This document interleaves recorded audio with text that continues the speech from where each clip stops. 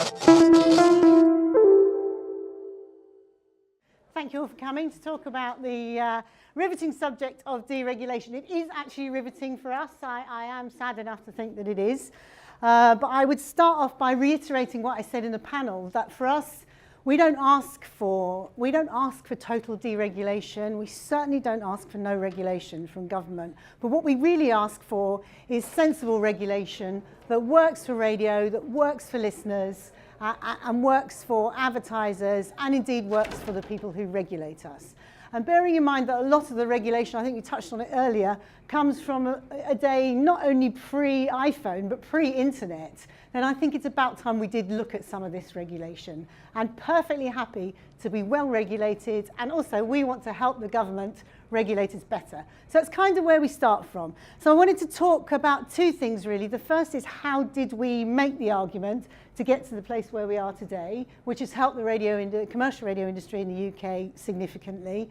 And second, to talk a bit about our ongoing campaign on terms and conditions, which I think most of you are familiar with. But anyway, no harm in just talking about it. So let's just look at where we are in the UK at the moment. As we mentioned earlier, radio is actually booming. 90% of the population, as in Ireland, are tuning in every week. There is an issue with younger listeners, but still, the fact that when the recent radars came out, for me, the story is that that line of 90% of the population has gone on for 10 years. So, from before the advent of the iPhone right through that. And when you think of the so many distractions that people now have, I think that's a pretty terrific statistic. So it's one that I always use when speaking to journalists, but they go, no, we're not interested in that because it's just the same as it was before. But for me, the fact that it's the same as it was before is actually something we should definitely be shouting about. And I might as well just remind you that we've had a record-breaking year. We had a record-breaking year last year, 2016. We're set to announce the same thing for 2017 in the next few days. And that is in terms of listeners and in terms of advertising revenues. So some of the things we've been doing are definitely working, and some of them are about what I'm going to talk about now. They are about deregulation. So this is kind of where we've got to at the end of our story.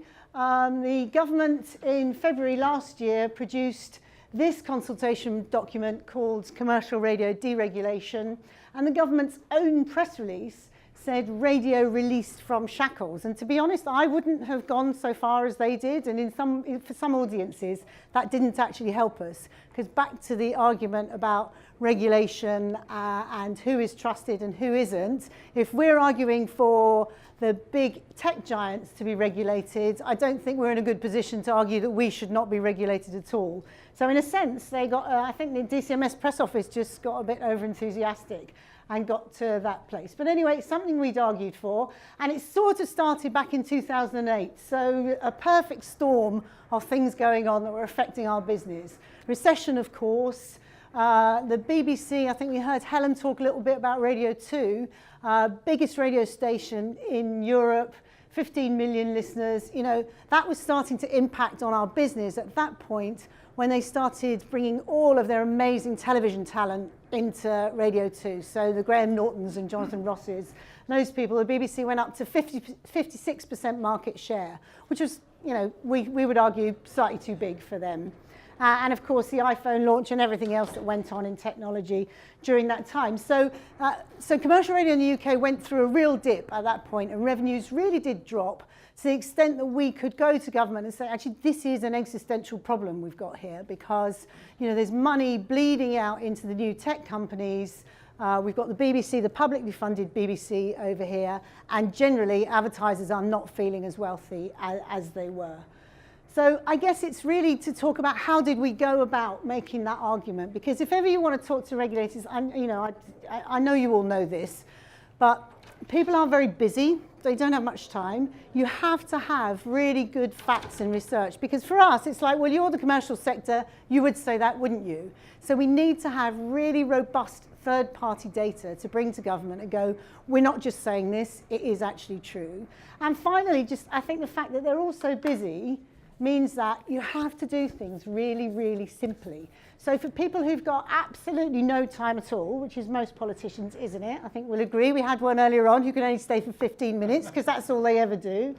You need to make it really simple. So 2 pages at the beginning of this document. This document is only 15 pages long. It's our policy document, which we produced in about 4 years ago.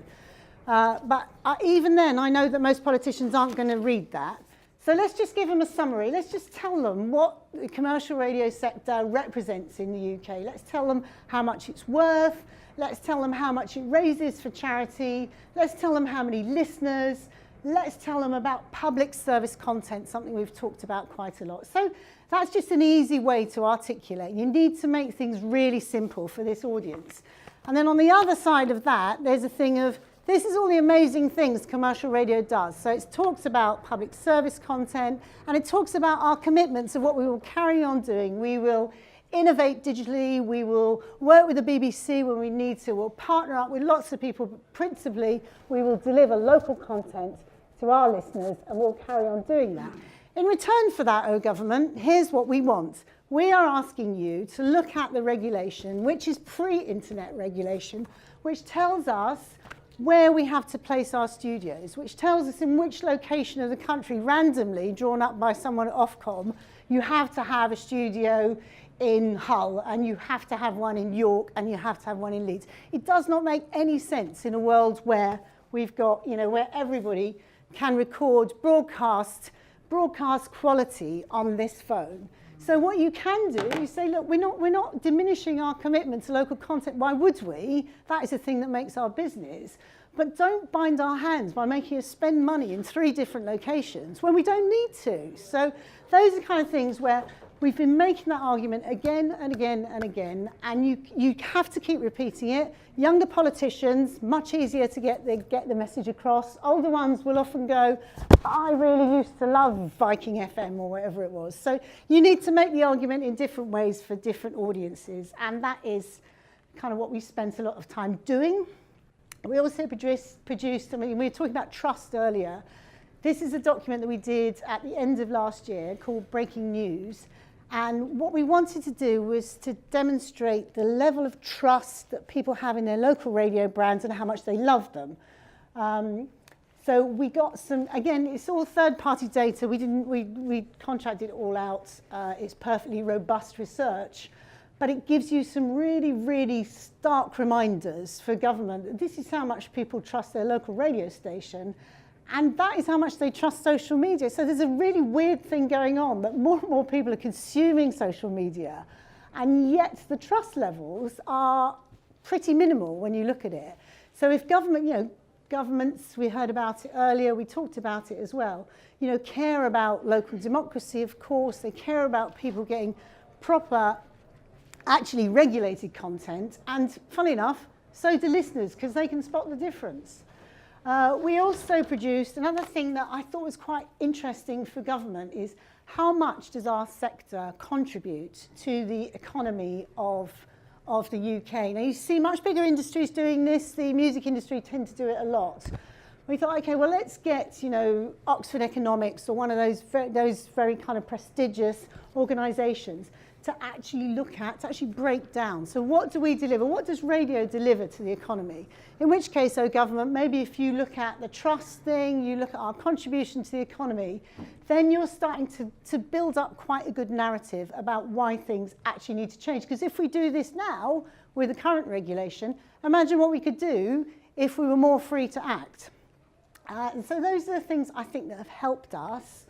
And we've done things like parliamentary receptions. Every time we do one of these reports, it gives you an excuse to get everybody together and to talk about your industry again. We get stars in the industry, so we had Nick Ferrari, that is Mims Davis, who's an MP, very interesting MP, who had started her career in local radio, so she was a great chairman for our all-party group. And this, of course, is Matt Hancock, who was the Minister of State at that point, very interested in radio, likes to tell stories how he started in local radio as well, although I'm not sure I ever believe him. But he's now Secretary of State for Culture, Media and Sport, so that's very, very helpful for us. But more importantly, we have this document. We can then take it around and talk to all of our stakeholders again.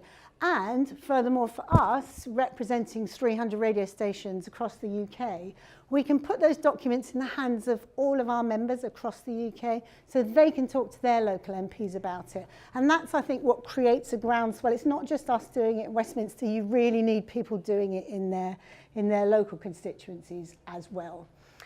And I guess that sort of brings us back to the challenge we were discussing next door. Is, you know, this is the shape of the challenge that we face. Is the share of the media day is 22%. It seems a bit of a shame, doesn't it? The share of the advertising revenue as a global total is only 3%. So that I don't know what the equivalent figure would be in Ireland, but I don't know. I suspect it's not a million miles away from there.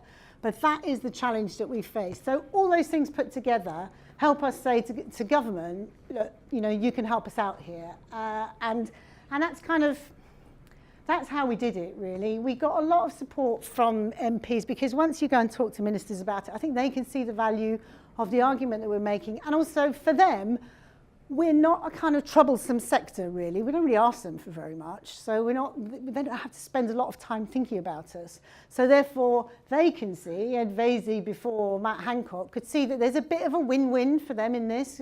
So long as you protect my local constituencies, which we always will, then, you know, they see it as just something that gives them a bit of good PR, which is what they all love, isn't it?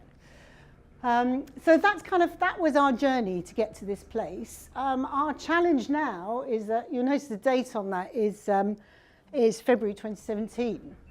It was already delayed by a general election in 2015, a referendum that nobody really expected, and then another general election. So this kept being pushed back into the long grass. It would have been through, I think it would have been in the parliamentary session in 2015 if we hadn't had the referendum. So now we've got a consultation document, they finished it.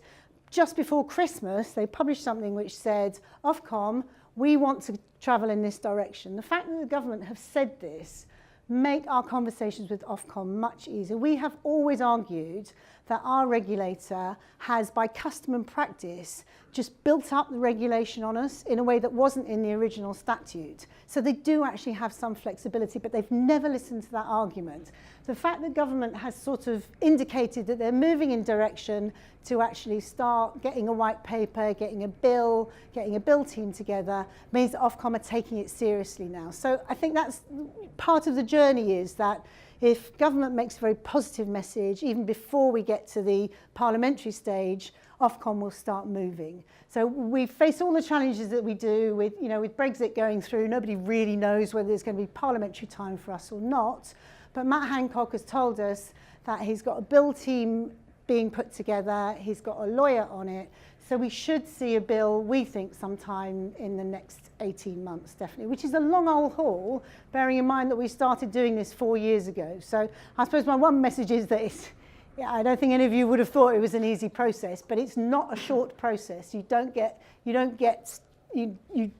results tomorrow. So you have to just be really consistent. I think you have to be persistent and just never give up, especially if you know that it's going to affect your business in the way that I believe it has affected our businesses already in the UK. So that's where we've got to on that piece, which is the broader piece of deregulation. And the things that particularly affects for our members are studio locations, as I mentioned, and formats. So I don't know how strong your regulator is on dictating formats as part of, you know, what music you must play at what time of the day. I know you've got lots of, yeah.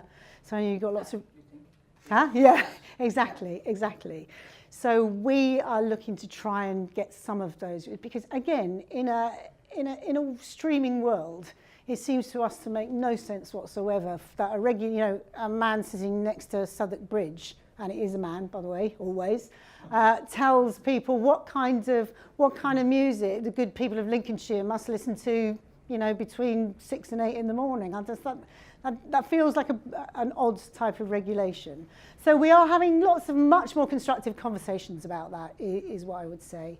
And I think my only message would be about being really consistent with, you know, having real research, being consistent with your messages and talking to as many constituents as you can. So that's parliamentary, civil servants and the regulator. But I'm sure you all know that already, but that's kind of that's the journey we went on, and that's how we got there. The other side, which was picked up briefly in the panel, the other thing we've been working on a lot is long garbled terms and conditions, which I know are a real issue over here as well. Again, this is something that we started this ages ago. We've been talking about it for certainly as long as I've been at Radio Centre, and that's 4 years. You will know that this regulation actually comes from Brussels. It comes from a 2008 Consumer Credit Directive. I think the date is really significant because in 2008, the crash had happened. People were feeling very, regulators in particular, feeling they must do something, protect consumers. And so a bunch of civil servants dreamt up how you should communicate with the public. Now, I don't know about you, but I think that's a really bad way for things to happen because by the way, I absolutely believe that consumers should be protected. I mean, they are our listeners. Of course, we don't want to mislead them, but this current regulation does not achieve that objective. So we've been over to Brussels, and what I quite like to do is when we get into the room with all the po-faced civil servants in Brussels, so I like to play them this. We're offering new customers 20% off our personal loans, so it could cost you as little as 49p per day per £100 borrowed. Come into your local Money Shop store today. Representative example, £240 borrowed over 3 instalments at an annual interest rate of 233.6% fixed. Total repayable is £319.95, comprising of 3 equal payments of £106.65, 753% APR representative. Loans are subject to credit and affordability checks and are repaid in monthly instalments. Reduced daily interest rates between 49 to 64p based on length of term. Previous rates from 66 to 80p. Borrowing for a longer period. It's not over. Total cost. Customers must be 18 plus. T's and C's apply. Ask in store for details. Warning: late repayment can cause you serious money problems. For help, go to Money Advice Service. Okay, got that, everyone? You know, it's just so. It'll be grand after Brexit. Yeah, exactly. Yeah. Well, even people who've made up this regulation just sort of blush a bit when you play that because it's patently ridiculous. And as to that point, you know, I didn't want to mention the B word, but I really think that we're going to end up more or less with parallel. Our regulation will be more or less parallel. So the bad thing for us will be this will be still going on in Brussels, and we will not be able to influence it anymore. Because actually we have achieved quite a lot in Brussels. That ironically, working with the Association of European Radios as well, Lisa and the whole team, because it's not just a UK issue. And I was always clear that it mustn't be seen as a UK issue, because if it was, even before Brexit, we wouldn't have got such a hearing. So the thing that nobody, and they may do in Ireland, but no one in the UK ever reports, that Juncker's Commission was actually given the task, a really serious task by all the heads of government, not to introduce any further regulation, number one, and to deregulate when he possibly could, number two. And actually they've set about that with some seriousness. They set up something called the refit programme, so it's very full of Brussels jargon. But actually what you could do is submit your case to them, which we did, with loads of evidence, and it's reviewed by a political team and a civil service team, a team of broader stakeholders, and they then pass it back to the Commission saying, yes, we agree, this thing doesn't make any sense, you should reform it. And actually, we passed that hurdle. So now the people in the Commission who told us all the time, this is fine, so shall I tell you what the solution to this is? People shouldn't use radio, that's it. I mean, it's just obvious, bye, you know. So no, that's not a good solution, that's not a good outcome for us. So now they have to take us seriously. You know, again, when we go in with our European friends now, and they are having to review the Consumer Credit Directive. Again, nothing moves fast in regulation, certainly doesn't move fast in Brussels, but it does mean that they are having to look at it again, which I think is a mark of some success. We had to take a lot of research to them, which is good. That was good for us because although we all know, you know, you listen to that and you laugh and you know it's stupid, but you have to actually prove to them, you know, we worked with Which, the consumer outfit in the UK, and their equivalents in Europe, because you need to be able to bring proper data in. So we tested a whole load, we had a huge research program, which, surprise, surprise, told us that, you know, less than 4% of people claim to have any recall of those numbers. And I think that's statistically negligible. I can't believe that 4% of people can remember those numbers, actually.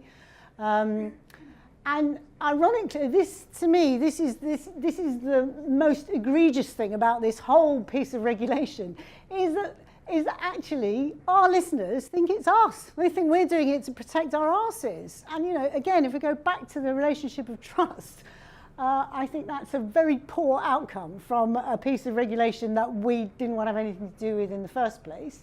So they think advertisers are doing it to protect themselves, or radio stations doing it to protect themselves, none of which I like. And, you know, people get more sceptical as they get the younger they are, the more sceptical they are. So none of that is very good, but it does make people listen. And this figure makes people listen in particular. So we had to look at what was the potential cost of this market that we were actually losing as a result of, A, people not advertising on radio, because many car brands in particular who absolutely should be advertising on radio. It's like, you know, of course you want to say there's an offer down at your local dealer and it's going to go on for 3 weeks. You know, that is exactly the place where they should be. So the cost to us of A, people deciding not to in the first place, or B, the extra airtime as well. So our estimate was that takes 120 million out of our sector every year, which is a massive amount of money considering the whole sector is worth about 700 million. And that 70 million is exactly of those T's and C's. So that is the argument that has made some impact in Brussels, and it's certainly made an impact with the Treasury over here. So when I was facetiously talking about Brexit, but you know, if you have to find some kind of upside from Brexit, our regulators are now looking at ways that they could be in the forefront of doing things better. So why not? We might as well give that a go as well. So we're talking to the Treasury and our regulators. So that's kind of how we've got to where we are today, just on those two fronts, really. I think we have made progress. It's not as fast as I would like, of course, but you've got to start somewhere, and you've got to just be really patient and really kind of get your data together and make sure that everybody is telling the same story. I think that's the important point from my perspective, because there are many things, as I'm sure is the same over here, that operators, you know, who are all commercially competing with one another, do not agree on. So you have to find the things that we can make common cause about. And for me, these were two very obvious things. You know, there's regulation that prevents us from being as good as we could be in either our output across all of the editorial piece and across the advertising piece as well. So that's how we got to where we are today.